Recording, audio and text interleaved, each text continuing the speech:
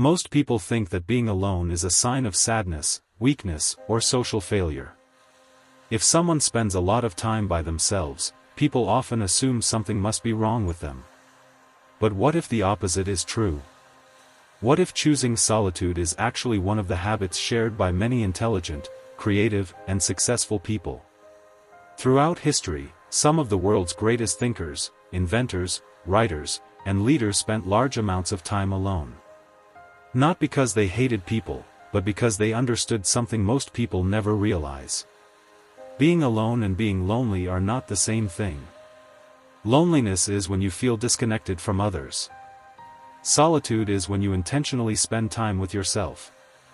And for smart people, solitude can become a powerful advantage. The first reason smart people prefer being alone is that it gives them space to think. Modern life is full of distractions. Messages, notifications, social media, and endless conversations compete for our attention every day. When your mind is constantly surrounded by noise, it becomes difficult to think deeply. But when you're alone, something interesting happens. Your brain finally gets the opportunity to process ideas, reflect on experiences, and explore new possibilities. Many breakthroughs, inventions, and creative ideas were born during moments of solitude. Sometimes the best ideas don't come when you're talking to everyone else. They come when you're sitting quietly with your own thoughts. Another reason intelligent people enjoy being alone is that they value quality over quantity. Many people measure their social life by the number of friends they have. Smart people often see things differently. They don't feel the need to impress others with a huge circle of acquaintances. Instead, they focus on building a few meaningful relationships. They would rather have one genuine friend than dozens of shallow connections. They understand that real relationships are built on trust, honesty, and mutual respect. And because of this, they become very selective about who gets access to their time and energy. Speaking of energy, that's another reason intelligent people often seek solitude. Every interaction requires mental effort. Conversations, meetings, arguments, and social expectations can be exhausting. This doesn't mean smart people dislike others. It simply means they recognize that their energy is limited. Just like a phone battery, your mental energy needs to be recharged. For many intelligent individuals, spending time alone is how they recharge. It's their way of recovering focus, clarity, and motivation. Without those quiet moments, they can easily become overwhelmed. Another powerful reason is focus. The ability to concentrate has become increasingly rare in today's world. Most people struggle to focus on one task for more than a few minutes before checking their phones or getting distracted. But success often requires deep focus. Whether you're learning a skill, building a business, writing a book, or solving a difficult problem, concentration is essential. Being alone removes many of the distractions that interrupt your attention. That's why smart people often create space where they can work without constant interruptions. They know that focused effort produces extraordinary results. Intelligent people also tend to be more comfortable with self-reflection. While many people avoid being alone because they don't want to face their thoughts, smart individuals often use solitude as an opportunity for growth. They analyze their mistakes. They evaluate their decisions. They think about their goals. And they ask themselves important questions. What am I doing right? What am I doing wrong?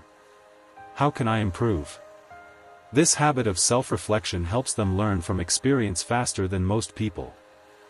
Instead of repeating the same mistakes, they use their alone time to become better versions of themselves. There's another reason that may surprise you. Smart people are usually less influenced by social pressure. Many people spend their lives trying to fit in. They follow trends, copy others, and seek approval from the crowd.